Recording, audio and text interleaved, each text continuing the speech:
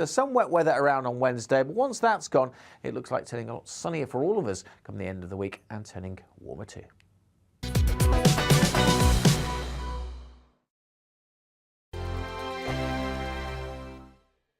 GB News is the UK's home of discussion and debate. From all perspectives. To stay up to date on the latest stories, Make sure that you subscribe to the GB News channel. right here on YouTube. You can watch us live 24/7 across the whole world. You can also check out exclusive content and catch up on previous episodes of your favourite shows. Every day, we ask the questions That you'd ask, so why not add your voice to the conversation in the comments section? Don't forget to subscribe. We are GB News, Britain's news channel.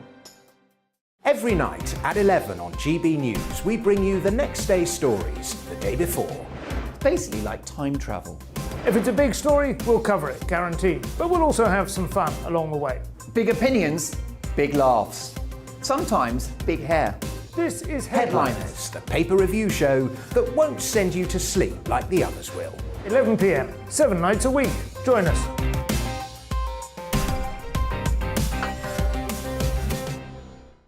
Hello there, I'm Eamon Holmes. And I'm Isabel Webster. And we hope you can join us for...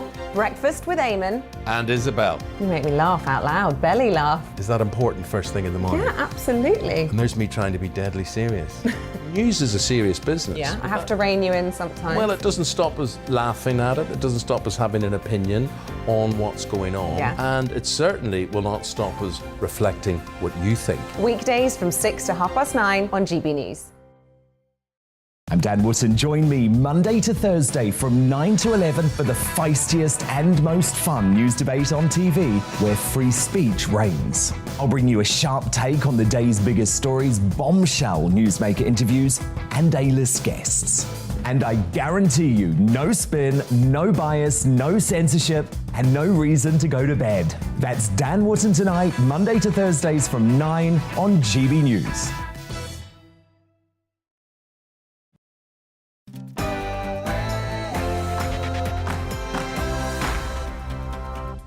Hello and welcome to the briefing with me, Gloria De Piero. Lots coming up today as Russia drops bombs on NATO's doorstep. Today, the government announces plans for the public to welcome refugees into their homes. And we're talking COVID. Remember the pandemic? And the horrendous post office scandal that damaged so many blameless lives. First, here's your news with Rosie.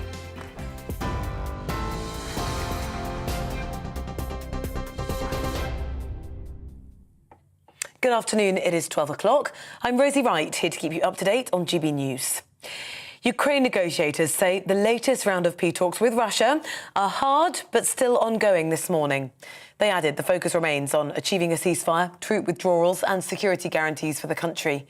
It follows an attack at a Ukrainian military base near the Polish border yesterday, which left 35 people dead. This morning, the Polish Prime Minister said it was aimed at creating panic among the civilian population. Charles Crawford, former UK ambassador for Poland, Serbia and Bosnia, told us diplomacy may mean choosing between two terrible options. I think the so-called peace talks between the Ukrainians and the Russians are absolutely serious diplomacy. But as I say, it all comes down to the balance of power. And what is it the Russians might now, having obviously messed this up to some degree, be prepared to accept? And you can imagine some sort of compromise. At least 2 people have died. Several others have been injured following Ukraine's capital, Kiev, coming under fire this morning. One person was killed when a Russian shell hit an apartment block, and a second person was killed by falling debris in another area of the city. Alexei Goncharenko, a member of the Ukrainian parliament, has been out in the capital this morning. There was a missile attack just in the middle of Kiev. You see there's a burned down trolley bus, one car. One person is killed, 58-year-old man, 5 are wounded. And that's just center of 3 million people now in the middle of Europe, real genocide. Putin cannot take Kiev with force, and he started a genocide against Ukrainian people. The EU has said more than 2,400 civilians have been killed in the city of Mariupol since Russia's invasion began. Earlier in a video address, Ukraine's President Volodymyr Zelensky says it's only a matter of time before Russian missiles hit a NATO nation. And now I repeat again, if you do not close our skies, it is only a matter of time before Russian missiles fall on your territory, on the territory of NATO and on the homes of citizens of NATO countries. American journalist Brent Renaud was killed today in Kiev region. His colleague is injured. It was a deliberate attack by the Russian military. They knew what they were doing, but not everyone in the West seems to know what they're doing. A number of unnamed US officials have told multiple news organisations that Russia has asked China for military equipment to use in its invasion of Ukraine. The Chinese embassy in the US says it wasn't aware of the request. The Kremlin's also denied the claims. US National Security Advisor Jake Sullivan warned Beijing it would absolutely face consequences if it helped Moscow. Director of the China Institute at SOAS University, Professor Steve Tang, told GB News the Chinese president, though, is likely to prioritise his political ambitions over helping Russia. And the most important and basic interest of China for 2022 is for Xi Jinping to succeed himself into a third term of office. And he wouldn't want to take risk of attracting American secondary sanctions. So it is not because of American persuasion. It is because of domestic and personal political calculations. The latest number of Ukrainian refugees to have fled the country is now more than 2.6 million people. The EU Foreign Policy Chief said the number could swell to 4 to 5 million as the invasion continues. Now, that comes as the UK government's Home for Ukraine scheme, which will allow people in the UK to offer spare rooms to Ukrainians, starts today. Those opening their homes for at least 6 months will be offered £350 a month. Australia and the Netherlands have launched joint legal action against Russia over the downing of the Malaysia Airlines flight MH17 8 years ago. The Australian Prime Minister said Moscow was responsible under international law for the attack, which resulted in the deaths of 298 people. The Dutch government said in a statement the UN Security Council had also been informed of the legal action. In some other news now, Academy Award winner William Hurt has died aged 71. He was best known for his roles in Kiss of the Spider-Woman, Broadcast News and Thaddeus Ross in the Marvel films. You're up to date on GB News. I'll bring you more as it happens. Now let's head to the briefing and Gloria.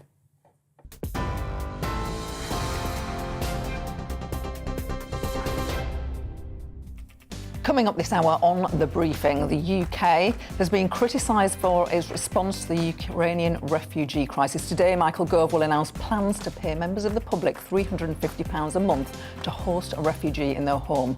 Will you be getting involved? We'll be discussing that with both Conservative and Labour MPs, and also the cost of living crisis as energy and food prices are set to rocket. What should Rishi Sunak do to help families? And remember the pandemic? Well, COVID hasn't gone away. We'll be talking with the Office of National Statistics about rising case numbers. Should we be worried? And the post office scandal saw hundreds of innocent post office managers convicted of crimes they hadn't committed. I'm talking to one woman who was falsely accused of theft and her local MP.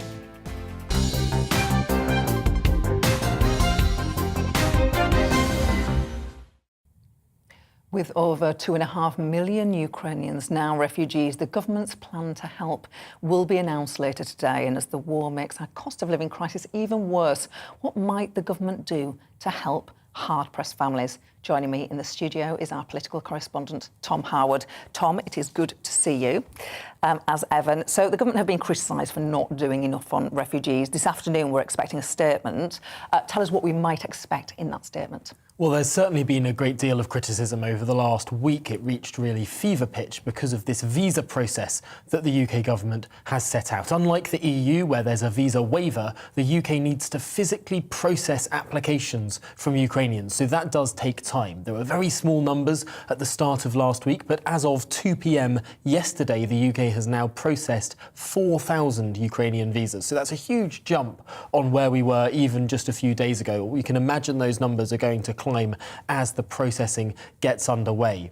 But now these visas have been processed, the question is what happens to these people when they come to the UK? And that's what this statement today is all about. That's what Michael Gove is setting out now. individual families will be able to offer up a spare room in their home or indeed another property that they own, provided it's offered rent-free to Ukrainians who want to come and live in the UK. And for doing that, these families will be given £350 a month in order to sort of help with that burden, if you will. But also local authorities will be given considerable funds as well. Local authorities will be given £10,500 per refugee, with more for refugees of school age. So that's on top of the £350 per family that take in refugees. We're talking about considerable sums of money here.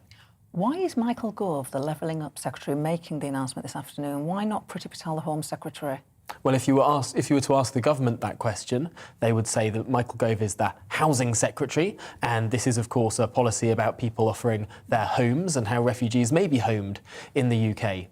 Although, if you're to take a slightly more critical eye of what's going on here, this is a visa scheme. The Home Office deals with visa schemes, and although the Housing Secretary and the Home Secretary might sound similar linguistically, they're very different departments. Priti Patel has come under a huge amount of criticism over the last couple of years when it comes to not only her attitude when dealing with questions of refugees and asylum seekers, but also and this is something that the Liberal Democrats picked up on as a party over the weekend. They've called on the Home Secretary to resign. There has been significant pressure on the Home Secretary. Now, defenders of Priti Patel would say that she's working within a department that has never liked her as Home Secretary, and they say that the civil servants within the Home Office have been rubbing up against the Home Secretary, and there has not been a particularly good working relationship there. Although the critics of Priti Patel say that she is not getting a grip of the situation, that she is not competent enough at handling the situation there. Whatever the truth of it, the government clearly thinks that Michael Gove is someone who has a track record in delivering things, whether it was education reform, whether it was no deal planning and Brexit, whether it was when he was agricultural secretary and managed to do just about the only thing that the government was doing in some of those Theresa May years when they couldn't pass anything. It was just Michael Gove doing environmental policy. He's seen as someone who delivers, a safe pair of hands, and that is likely why he's been placed in charge of this sensitive scheme. How straightforward is it going to be to help? Because it's been reported that it's not a case of going on a website and then the Home Office will say, OK, here is X person, possibly with child, who will be coming to you for refuge.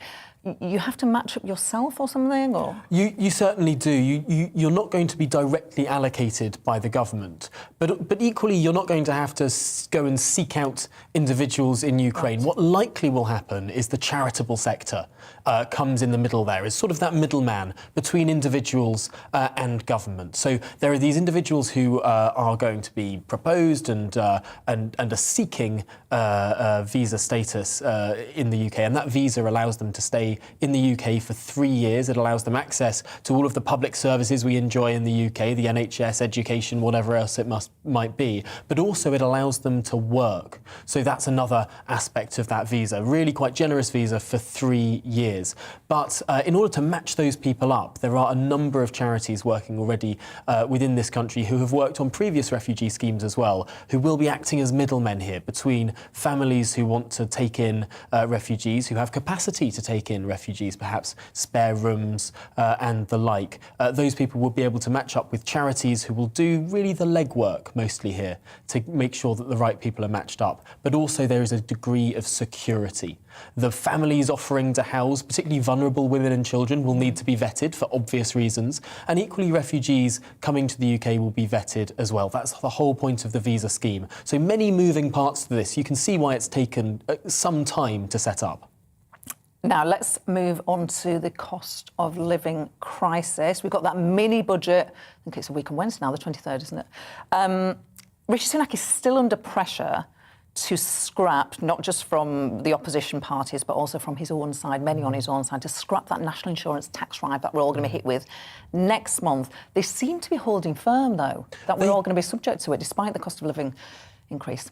They do, for the moment, and this was a more live question maybe 1 or 2 months ago at the height of the crisis around Boris Johnson's leadership. They seemed to be erring. Boris Johnson gave a number of interviews where he seemed to be opening the door to the question of whether or not this tax rise will go ahead. However, about a month and a half ago, the government came down firmly on the side of this tax rise is going ahead, the catch-up funding is needed for the NHS, the social care crisis is needed to be assessed, and that needs fundamentally more cash. The tricky question is now, though, this is coming in at a time of a particular cost of living crisis, at a time when the government is being asked by many to provide extra cash for people to ease that cost of living. And if you're, as a government, you're giving cash with one hand and taking from the other, it strikes many people as really quite odd. However, from the government's point of view, they have set this train in motion now. The tax rise is coming in at the start of next month. To change everything now might be a stretch too far. That being said, there's maybe a political calculation here as well. I was talking about the timing of that national insurance rise happening at a time of cost of living crisis. That is very difficult. Potentially it's more difficult for government, if they're going to go ahead with this at all, to bring in that tax rise closer to an election. Doing the tax rise this year as opposed to next year or the year after might ameliorate the damage politically an extra tax hitting people might do if it comes further down the line. Tom Howard, as ever, thank you very much indeed.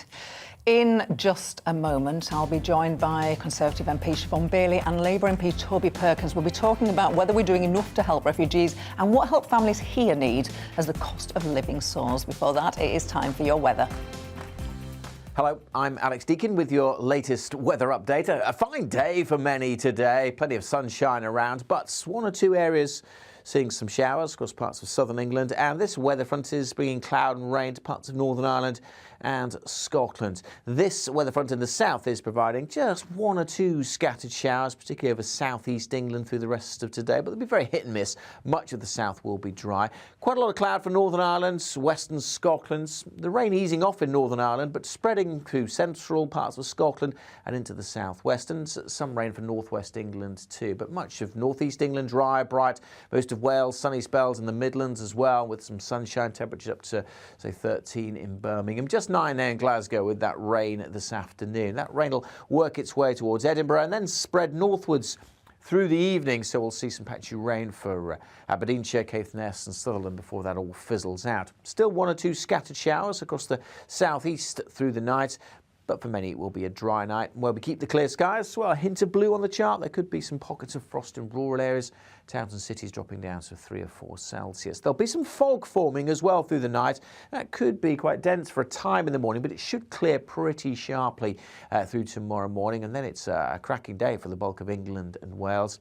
Fine too for most of Scotland and Northern Ireland, but the cloud will thicken here, rain into the west of Northern Ireland, across the Highlands and the Western Isles through the day as well. But Glasgow staying dry, Belfast as well during daylight hours. 10 degrees here, but look at the temperatures elsewhere. 14 in Birmingham, maybe as high as 16 in London, with some hazy sunshine, staying fine for most of England and Wales during Tuesday evening, but that rain will start to encroach towards Glasgow and Belfast during Tuesday evening, and then pepping up a little bit on Wednesday. So some wet weather around on Wednesday, but once that's gone, it looks like turning a lot sunnier for all of us come the end of the week, and turning warmer too.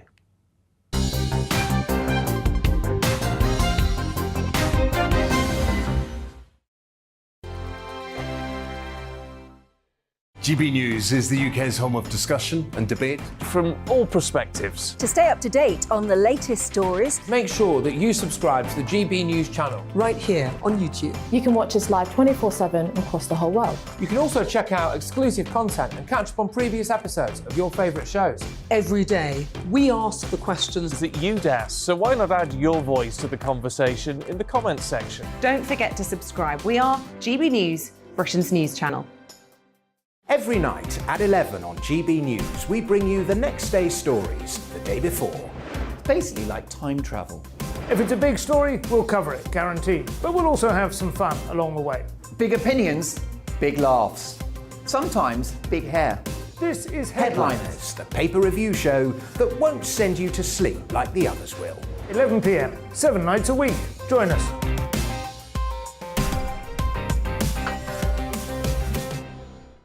Hello there, I'm Eamon Holmes. And I'm Isabel Webster. And we hope you can join us for Breakfast with Eamon and Isabel. You make me laugh out loud, belly laugh. Is that important first thing in the morning? Yeah, absolutely. And there's me trying to be deadly serious. News is a serious business. Yeah, I have to rein you in sometimes. Well, it doesn't stop us laughing at it. It doesn't stop us having an opinion on what's going on. Yeah. And it certainly will not stop us reflecting what you think. Weekdays from 6 to 9:30 on GB News. I'm Dan Wootton. Join me Monday to Thursday from 9 to 11 for the feistiest and most fun news debate on TV, where free speech reigns. I'll bring you a sharp take on the day's biggest stories, bombshell newsmaker interviews, and A-list guests. And I guarantee you, no spin, no bias, no censorship, and no reason to go to bed. That's Dan Wootton tonight, Monday to Thursdays from 9 on GB News.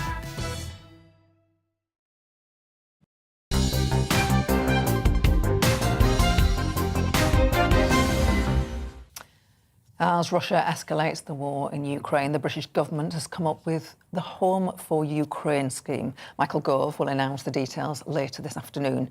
And with the war making the cost of living crisis at home even worse, what help might Chancellor Rishi Sunak announce next week in his spring statement? Joining me to discuss this is Toby Perkins, Shadow Education Minister, and Siobhan Bailey, Conservative MP for Stroud.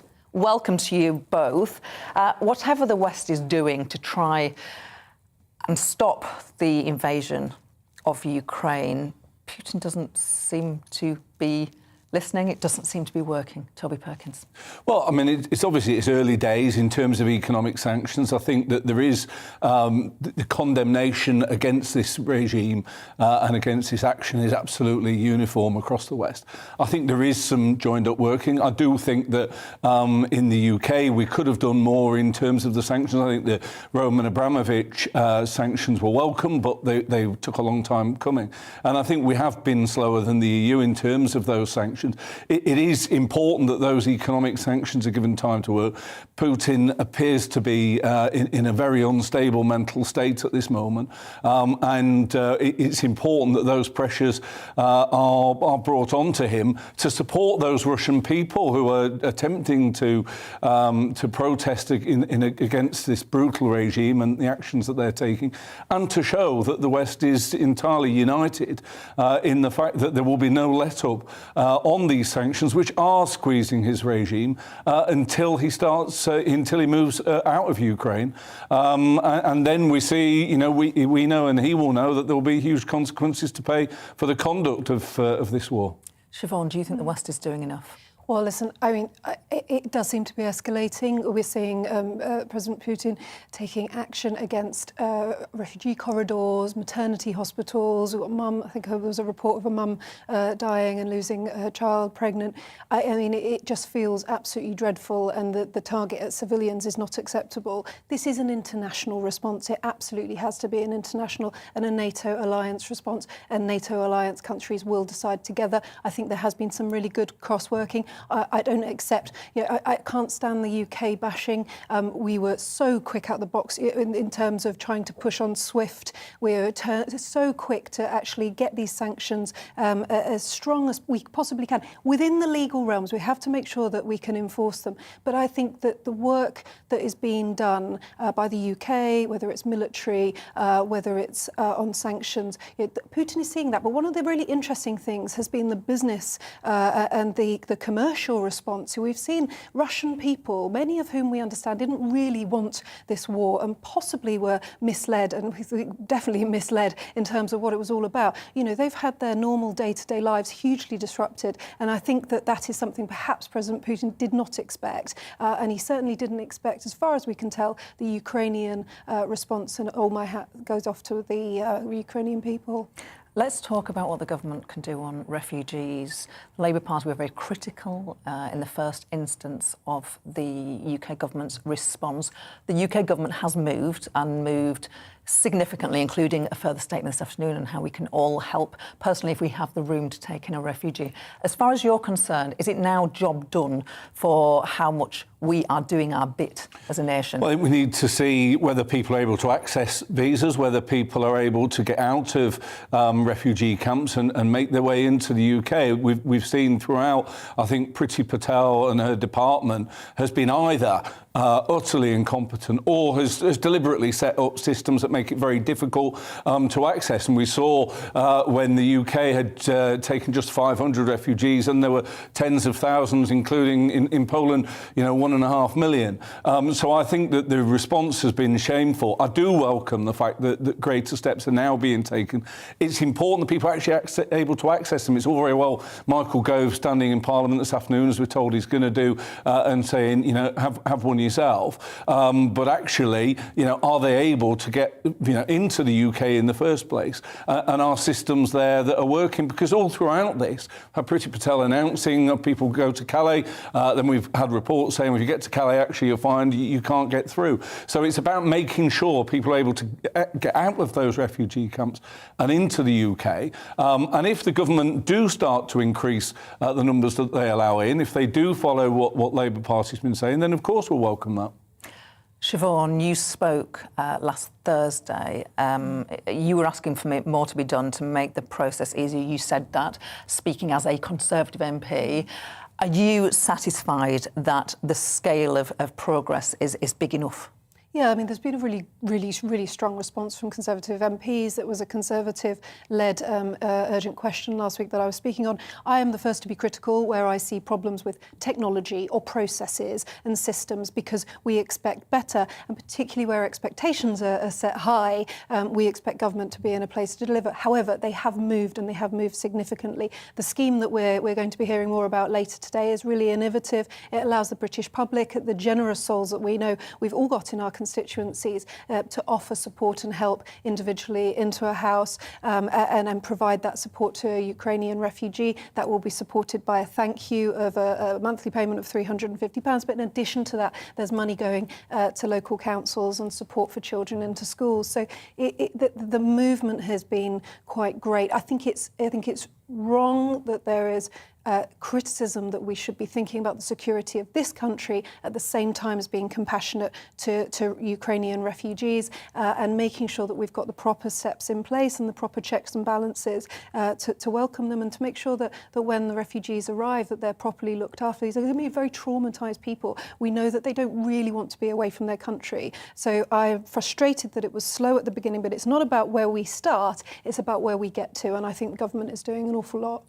There'll be many families across the UK who are having the conversation about whether they're equipped and willing to help somebody who's seeking refuge from the Ukraine. Have you had that conversation in your own family? I mean, personally, I'm not in a position to do that, but I know party members have already been getting in touch with me saying, let us know how we can access it. I think it's really important that government make that as quickly as possible available.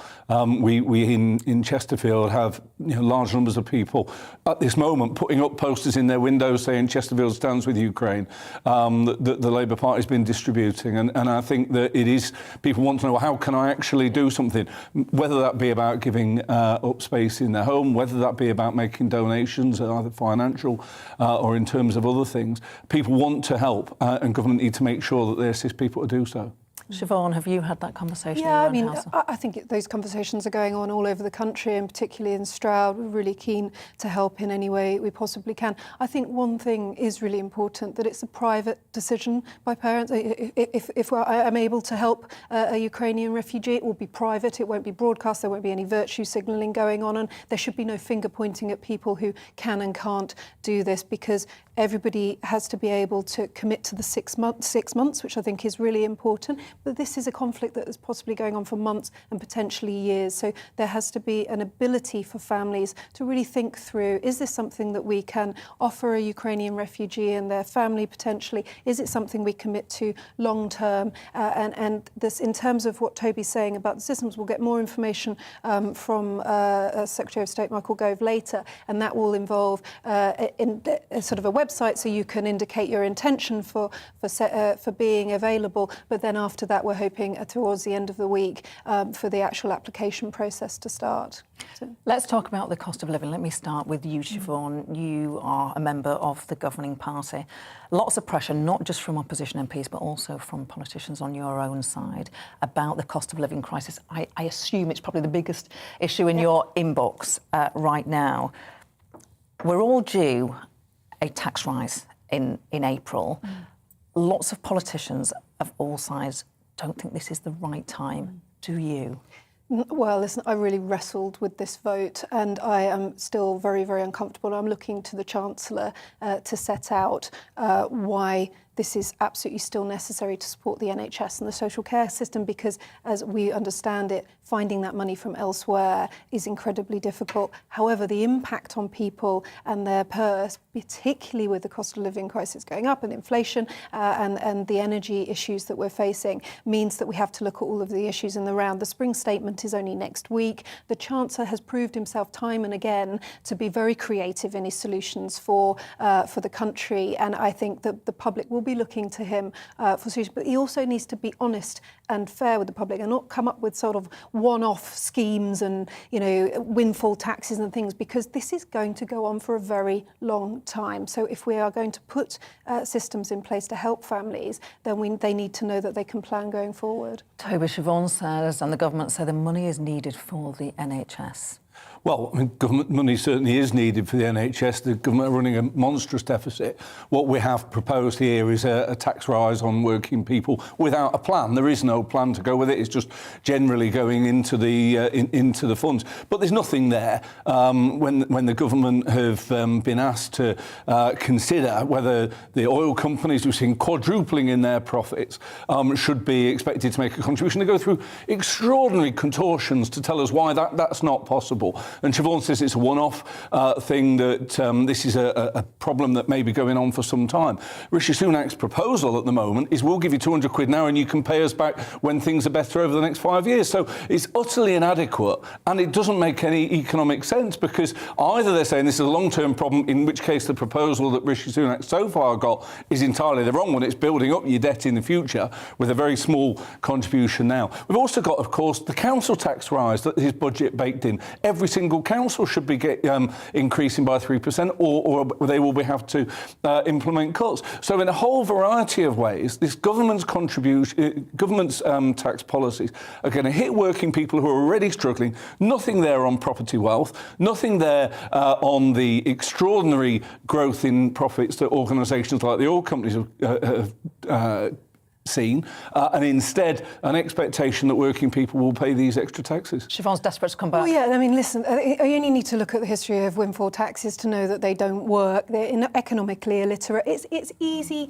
populist attempts at politics to say, let's hit the big businesses. But ultimately, we've got to come up with sensible things. And actually, I want to see targeted measures. I want to see, I'm on the DWP Select Committee. The windfall tax on the privatised utilities worked, didn't it? I'm on the Select Committee. Select Committee. Let's find policies that actually work for families. That would work for me. Let me speak.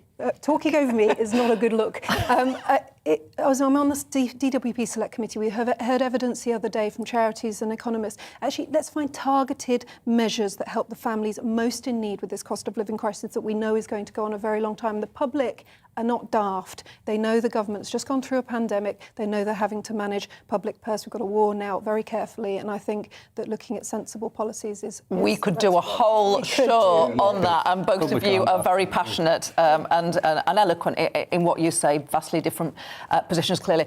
Just briefly, like in Parliament, every day, we are talking about these particular issues, Ukraine and the cost of living, which are probably forthright in people's minds. But actually, there's legislation like there's an animal sentience bill going through today.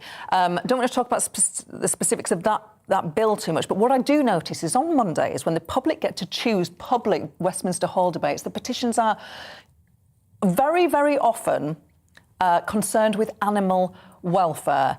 Does that surprise you that the public is so passionate about animal welfare in this country, Toby? No, it doesn't. I mean, I think any of us who've been MPs like yourself will know the amount of casework that we get and the amount of representations we get about animals. I'm really pleased that the Animal Sentience Bill, which borrows heavily from Labour's last manifesto, is going through. I think the broader record on animals is open to question. We've got a hunting bill that still doesn't work. We've seen the badger cull that is an insane policy. And we've heard just this weekend the government stepping back on their commitments on trophy hunting. So I think the government have still got questions to answer, but on the Animal Sentience Bill, I think there is cross-party support on that. Oh, Siobhan, we've got 30 seconds, but I feel I've got to give you a response. They're pets, they love animal welfare, and it's absolutely right that we had dog theft legislation, we are looking at hair coursing. There's a range of different welfare, and we've got really high welfare standards. So, yeah, right that we debate it. Brilliant for you both to be here. Siobhan, you're staying around for a constituency surgery, a fantastic case study from your constituency, Toby Perkins from Labour. Thank you so much. Now, remember when the news used to lead on COVID every day? Well, the virus isn't going away. In fact, cases are rising. I'll be discussing the latest data with the Office of National Statistics next. Sorry, my teeth weren't in there. And my constituency surgery is with Conservative MP Siobhan Bailey and her constituent, a postmistress who went to hell and back due to a faulty system which led to innocent people being jailed. But first, it's the news.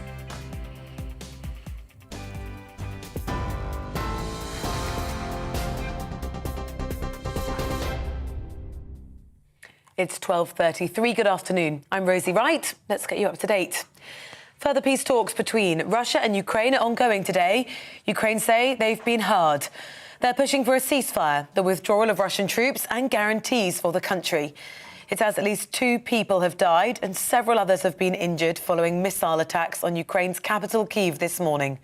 One person was killed when a Russian shell hit an apartment block.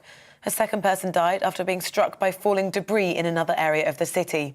Alexei Gonkoncharo, a member of the Ukrainian parliament, has been out in the capital this morning. There was a missile attack just in the middle of Kyiv. You see there's a burned down trolley bus, one car. One person is killed, 58 years old man. 5 are wounded. And that's just center of 3 million people now in the middle of Europe, real genocide. Putin cannot take Kiev with force, and he started a genocide against Ukrainian people. Around 2.6 million Ukrainian refugees have now fled the country. The EU foreign policy chief said the number could reach as many as 5 million. The UK government's Homes for Ukraine scheme, which will allow people in the UK to offer spare rooms to Ukrainians, starts today. Those opening their homes for at least 6 months rent-free will be offered £350 a month. Several squatters have occupied a mansion in central London today belonging to the Russian oligarch Oleg Deripaska. Mr. Deripaska is one of 7 Russians that were sanctioned last week by the government. He has business empires, wealth and connections that are closely associated with the Kremlin. You are up to date. We're on your TV, online and DAB Plus radio. Shortly we'll be back to Gloria for the briefing.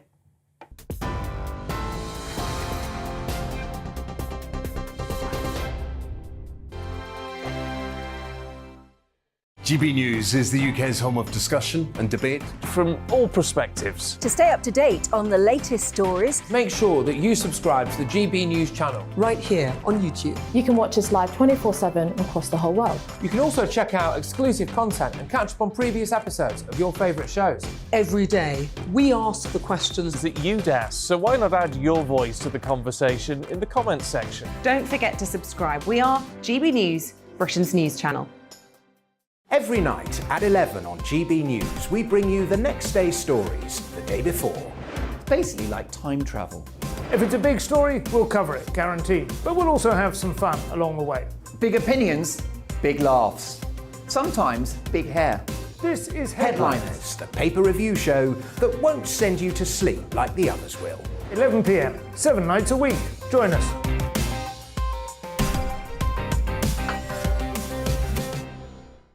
Hello there, I'm Eamon Holmes. And I'm Isabel Webster. And we hope you can join us for Breakfast with Eamon. And Isabel. You make me laugh out loud, belly laugh. Is that important first thing in the morning? Yeah, absolutely. And there's me trying to be deadly serious.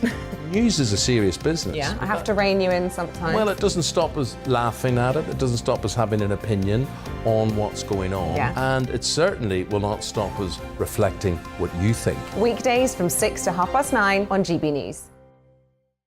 I'm Dan Wootton. Join me Monday to Thursday from 9 to 11 for the feistiest and most fun news debate on TV, where free speech reigns. I'll bring you a sharp take on the day's biggest stories, bombshell newsmaker interviews, and A-list guests. And I guarantee you, no spin, no bias, no censorship, and no reason to go to bed. That's Dan Wootton Tonight, Monday to Thursdays from 9 on GB News.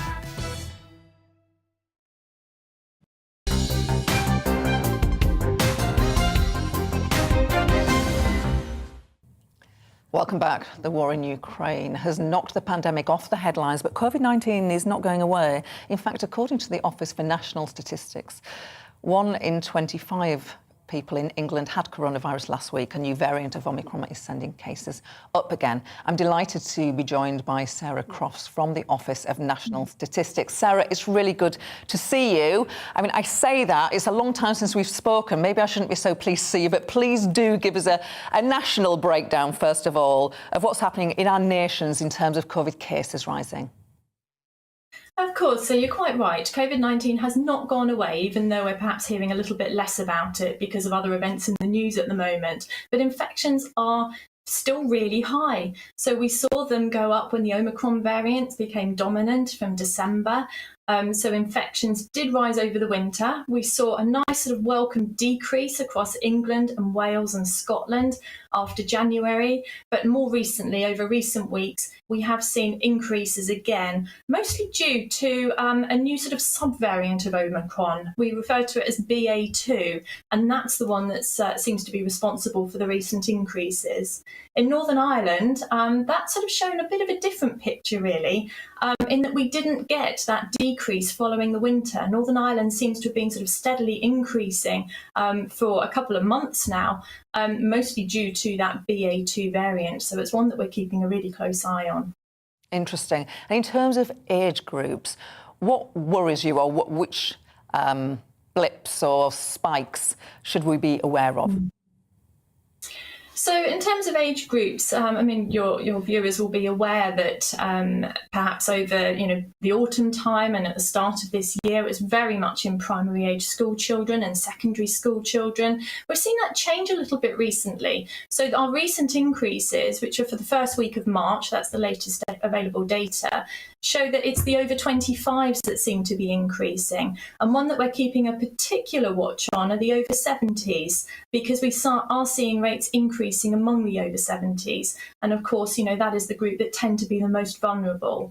The primary age children are still the highest group, but they've been steadily declining since January. They're around a quarter of the level now in terms of infection rates that we saw at the start of the year. Hospitalisations are what we need to really worry about, don't we? Are you seeing spikes there in particular areas of the country, particular ages? What stands out for you? Well, we do keep our eye on hospitalisations. Those data come from the UK Health Security Agency. They're not ONS figures, but of course they're so closely related to infections. We do present them alongside infections in our rather brilliant COVID Insights tool, which is on our website. So what we can see with hospitalisations is there has been a decrease since the winter. Obviously, as we're heading in towards spring, there's been a very recent small increase. But what's really interesting with hospitalisations is if you compare January this year with January last year, we're seeing around a third of hospitalisations in terms of numbers, and yet infections were 3 times higher. So that sort of link between people catching the infection, getting ill and requiring hospitalisation has certainly weakened. We're not sort of seeing that strong link that perhaps we saw in the past. But yeah, as you say, it is particularly concerning if we start to see demand for health services increasing again. So our infections data is the first sort of indication and the one that people are watching to see what then happens in terms of hospitalisations. Well, that is some good news that you've given us there. Can you give us more good news in terms of the number of people that we are losing, deaths? Well, it's a similar picture with deaths. I mean, obviously, any death is horrible news for everyone affected by that. But deaths, even though infections have recently risen and we've seen a small increase in hospitalisations recently, we haven't seen that increase in deaths at the moment. So they're still comparatively low. Obviously, we get increased deaths over winter anyway. That's a normal thing. But again, looking at that comparison between January this year and January last year, I mentioned hospitalisations just now. So although infections are 3 times higher in January just gone, we've seen deaths at around 1/8 of what they were the year before. So again, that's sort of further evidence that that sort of weakened link between infections and getting seriously ill, and then unfortunately some people, obviously then go on to lose their lives from it. That link is weakened, and we can see it even more in the deaths than we can with the hospitalisations. Thank you for that. And finally, and briefly, if you would, but we're very grateful for you coming on. Just tell us why the Household Infection Survey, which is what the ONS conducts and which the government funds, tell us why it works and why it's the most authoritative account. Well, it works because we have these wonderful participants who provide swab samples every month. And we started the survey in April 2020, so we're just coming up to 2 years now. And what that enables us to see, it's around 400,000 people each month across the UK are providing the swabs, and they're answering a lot of questions about, their behaviours, contact with others, any symptoms they might be experiencing. And it provides hugely valuable information. And we test people regardless of whether or not they have symptoms. And that's what's really interesting about it, because unlike some perhaps other data sources where people would only get a test if they experience symptoms, this allows us to see among the population, for example, that around 60% of people report symptoms. So we are actually capturing those remaining 40%. So it gives a really good balanced estimate of the infection levels across the UK. Sarah Cross from the Office of National Statistics. Brilliant explanation, so clear. Very grateful for your time. Thank you. Thank you. Now, the post office scandal prosecuted 736 sub-postmasters and sub-postmistresses. Some went to prison following convictions for false accounting and theft. Some were financially ruined and rejected by the community, all because of an error in a computer system called Horizon. Today, I'm joined by Conservative MP Siobhan Bailey and her constituent Nicola Arch, former post office manager for Chalford Hill. Oh, Nicola, I'm going to start with you. Right, every time I look at this story, I feel so upset and angry about what happened. But let's just go back to perhaps happy times. You become a post office manager in 1995. Was that a job that you loved? I did, yeah. Yeah, I did really enjoy it and stayed there thinking it was plenty of scope to progress, permanent career, trusted brand, all the things that we relate with the post office, up until the year 2000 when everything changed, of course. Tell me what happened. Tell me the first moment when you knew something was wrong. Well, I was in one of the first branches that said that we were going to get involved in the rollout of Horizon, which I welcomed. I thought it was going to be saving time, etc. So I was joyous that it was going to come to my branch first, or one of the first. And when it was installed, every week, consistently for nearly 2 months, it misbalanced. And I knew why, and I could see why, but I didn't have the ability to correct it. I didn't have the computer knowledge to correct it near the point. So I rang the helpline week on week and explained, I can see where the problem is, but I can't change it. Oh, and they just said, we'll just carry on, everything will be fine. It is new, don't be negative about the equipment, it will correct itself, etc. And then in week 8, which was towards November of 2000, I was greeted by 3 post office officials including an auditor, which I thought was there to help me. So I welcomed them in and thought, oh, great, you know, the helpline have actually been helpful and sent somebody to help. And before I knew it, I was being questioned in Stroud Crown Office and being accused of theft for 7 hours, locked in a room. Yeah, it was horrific. And that day I lost everything, you know, my business, my shop. I was never allowed in the post office ever again. I couldn't access any of my belongings. I wasn't even allowed to take my car to be questioned. They drove me, took me through a Crown office, locked me in a room, and I was questioned on recorded. And they just said, you know, we've met thieves like you before. We know what to expect. We're ex-CID. You're wasting everybody's time by lying. I'm so angry for it. I'm so upset for you. You know, and I was in my 20s then. And all I knew is that I hadn't stolen anything. And that was all I could say. Even though I was getting accused of wasting everybody's time, I thought, no, I must tell the truth. I've got to tell them that I've done nothing wrong. And, you know, and that's how it went on. And they accused me of paying for my holiday out of post office money and all sorts of things, yeah. Siobhan, I mean, so many wrongs need to be put right. What can you do to help put those wrongs right? I mean, it does make you angry, doesn't it? And this is 20 years, this is an entire lifetime, but this is hundreds and hundreds of people that had their reputations ruined. Nicola was spat at in the street locally, lost her home, and had to fight. So I have come into this relatively late. As soon as I was elected, Nicola has been a very, very strong voice and a very consistent voice for victims online. She uses every tool in the box to make sure that people understand what has happened. So where I've come in and I pay tribute to Andrew Bridgen, Kevin Jones, cross-party MPs that have been fighting for a very long time. We have been asking government to look very carefully at a particular group of postmasters and mistresses who were brave enough to take Royal Mail to court and actually won, but had a smallish piece of compensation, about £9,000, wasn't it?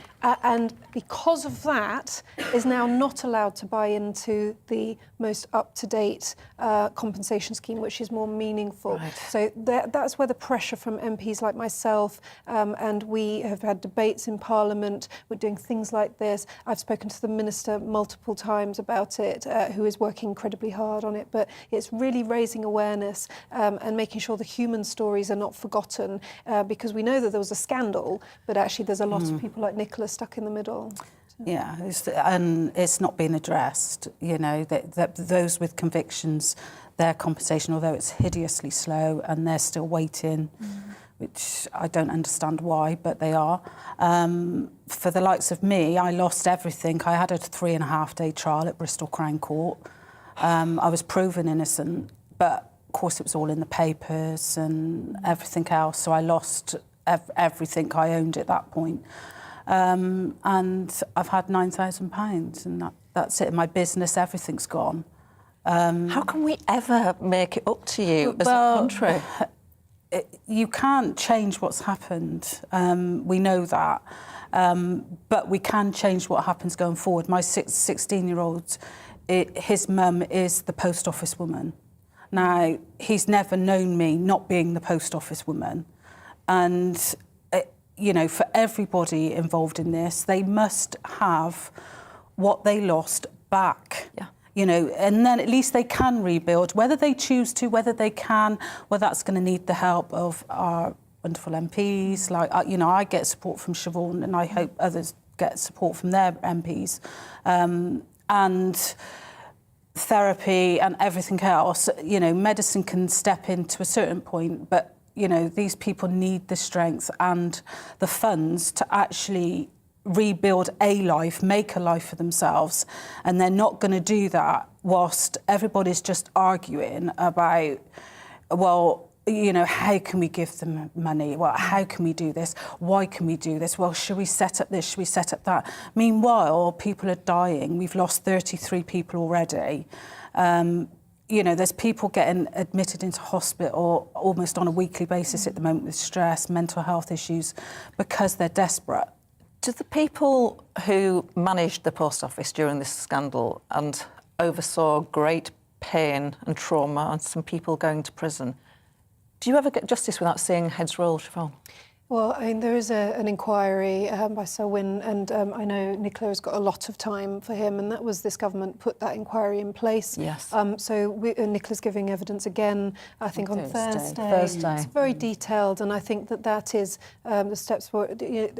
Make no, be under no illusion that the ministers and this government is very, very keen to make changes and improve things. Actually, this government's done more than any. This is all political parties have got their hands in this across a number of different governments over 20 years. But what I want to see is particularly about this group that had gone through court cases and had settlement deals, and it's the complexities of having previous legal agreements in place that seems to be the blocker, but also because I know the minister wants to make sure that at the point where he can secure compensation and support for the people, it goes to the actual postmasters and mistresses, because historically we've seen millions and millions of pounds end up in like more fights and litigation, and I don't want that for Nicola. I want her to be able to draw a line It's and just move this on. constant fighting, you know, that to me has to stop. We seem to be fighting all the time against post office, against government.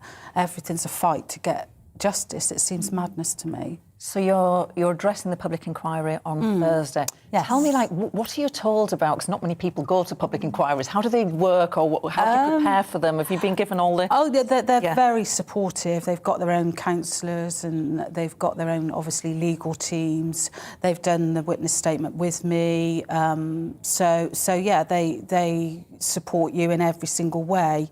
Sir Wynne is a lovely, lovely man. I've already had a focus group meeting with him last year, so looking forward to seeing him again on Thursday. But I'm confident that he will leave no stone unturned, without a doubt. Nicola, like, we are absolutely rooting for you to get the justice that you deserve. We thank you, Siobhan, for bringing this case to our constituency surgery. Good luck. Keep fighting, but I hope the fight ends soon. Now, Ukraine's President Zelensky has reiterated calls for a no-fly zone following a Russian missile strike on an airbase near the Polish border, killing at least 35 people. Justice Secretary Dominic Raab is travelling to The Hague today to offer help in gathering evidence of potential war crimes committed by Russia in Ukraine. Over the weekend, an American photographer, Brent Renaud, was killed. This morning on Breakfast, Eamon and Isabel spoke to freelance journalist Stefan Weichert, who was recently in Ukraine and was shot while doing his job. Our car was marked, so it's clear that we were journalists, also from behind where he was coming from. So, I mean, we did not have any chance to do more than that. We didn't have any chance to shout out that we were reporters or anything like that. We were parked somewhere ready to take a right turn when a car just out of the blue came from behind. A guy stepped out and started shooting immediately into the car. There was no trying to come in contact with us. He was not trying to communicate with us. He was not trying to make us stop because he wanted to see ID or whatever. I mean, whatever he might have been interested in. He wasn't doing anything like that. He immediately shot when he came out of the car. So, I mean, and he was on maybe 10, 15 meters behind us. And he was clearly, it was clearly marked that we were journalists, also from the back. So, I mean, there's no doubt that we were targeted as journalists in my mind. And that's also what we have seen with other examples that you brought up. The Sky News team, for example, there was also a Swiss journalist who was targeted. And now what we heard about yesterday, where unfortunately one journalist lost his life. I mean, it's clear that the journalists are being targeted. And I start to wonder whether marking your car as press is really actually going to make any difference when you are in certain areas close to the front line. Or maybe that just means that you're going to be targeted, where they're actually more risky than not having it. I think that's some of the questions that journalists have to ask themselves now. The fact that you question that, do you actually question why you do your job and if you should continue doing your job in a war zone? No, I don't think so. I mean, I'm still in the process of recovering. of getting, mentally and also physically better. I mean, it's going very well, but it's still a process I'm in. So I'm not focused so much on the question that comes after, what next? But it's not. I don't think that it changes the fact that the job is important.